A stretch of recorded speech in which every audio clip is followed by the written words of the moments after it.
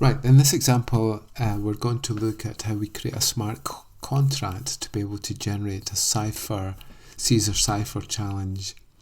So the objective is to randomly select from some words and then to add in a random shift as we would do with a Caesar Cipher.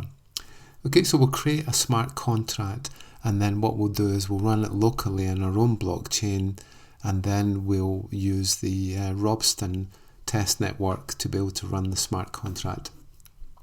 So here's the smart contract. I've just got an array of strings that I'm going to select from. I then have two public methods. So in a blockchain with a smart contract, if we create something public, then we expose it externally in the smart contract. But if we keep it private, then we won't be able to access it. So in this case, we've got generate.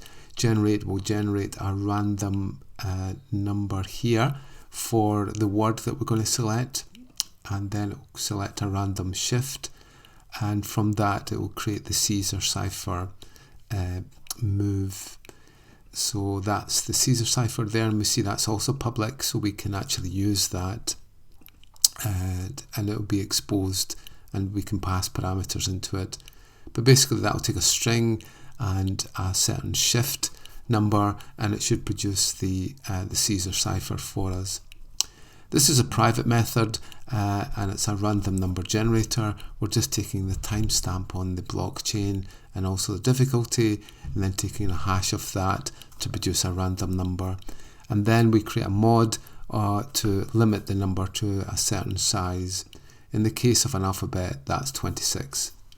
Okay, so the first thing we do with a smart contract is that in Remix, we'll compile it. Just take a note of the compiler. 0.87 is the compiler that we're using. We'll use that later on. Okay, so it's compiled. What I'll do is I'll just change it slightly, just in case I get a clash on the smart contract. But that should be it compiled now. The code itself we can look at in terms of bytecode. I'll show you that in a little minute, or the ABI code there. But the next thing we're going to do is that we're actually going to run our own blockchain. So I'm going to create a Ganache here, and we'll open that up. So Ganache allows you to be able to create your own Ethereum blockchain, and it will create a number of accounts for you. So in this case, these are the accounts that have been created, and they've got a certain number of Ether in their accounts. But we don't really need all these. We only really need one to be able to mine our smart contract. So just place that side by side, and we should be able to see the contract being deployed. So just now there's only one block, and that's the obviously the starting block or the Genesis block. So we'll go ahead and we'll deploy. So for this, we select Web3 provider.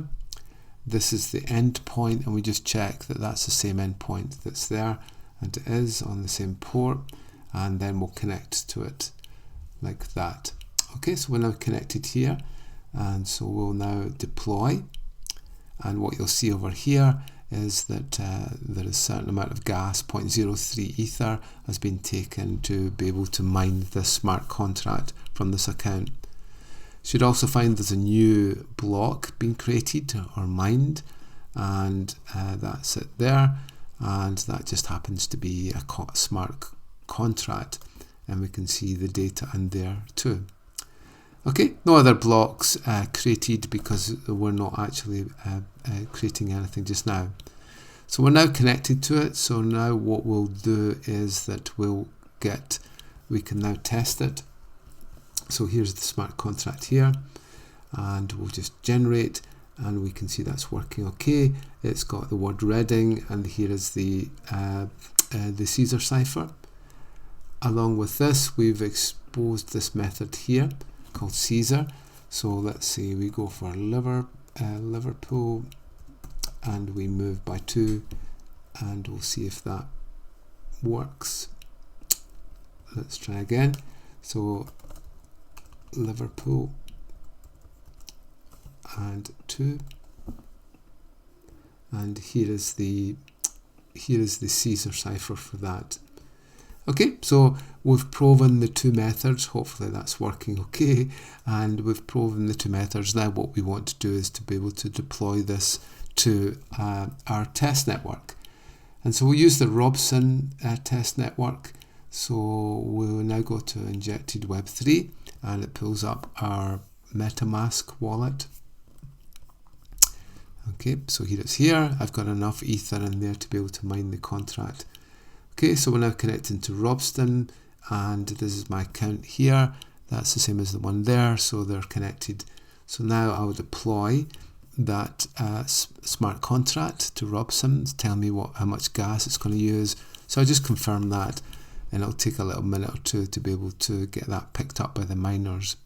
If we want, we could speed up the miners a little bit by advertising a bit more gas just to see how it goes. But we've now got to wait for it to be deployed onto the Ethereum test network. And that's it done there. So we can see the transactions went through here. What we'll do is we'll go to that and then we'll have a look at Etherscan to be able to see the contract. And it's here. I've created it here.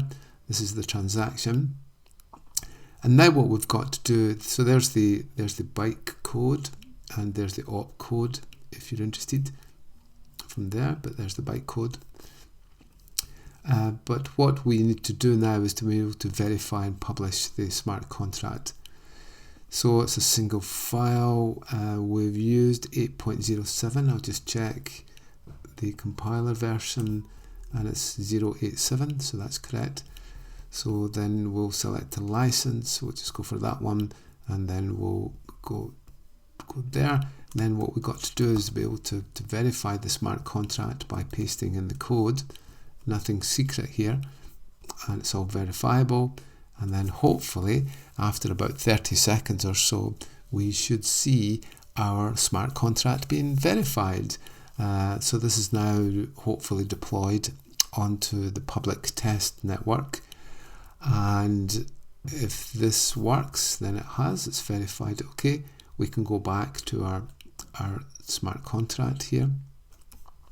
And our wallet should have been charged with the amount of gas. But once we run the contract, then it won't actually consume any more gas because we're not changing the state of the smart contract. Okay, so nothing secret. Here's the code that we added. So anybody could review that and make sure it's working okay. Now what we'll do is we'll test the smart contract. So here's the two methods, the functions that we created earlier. And here is Sterling, and then here is a Cipher equivalent for Sterling. So I'll check this one. Now if we try also for Sterling, and then we move that by 3 spaces, 3 characters, hopefully that's the Cipher related to it. And we can reset again and we can generate another challenge. Reset again, keep generating, and then we should be able to generate new ones there.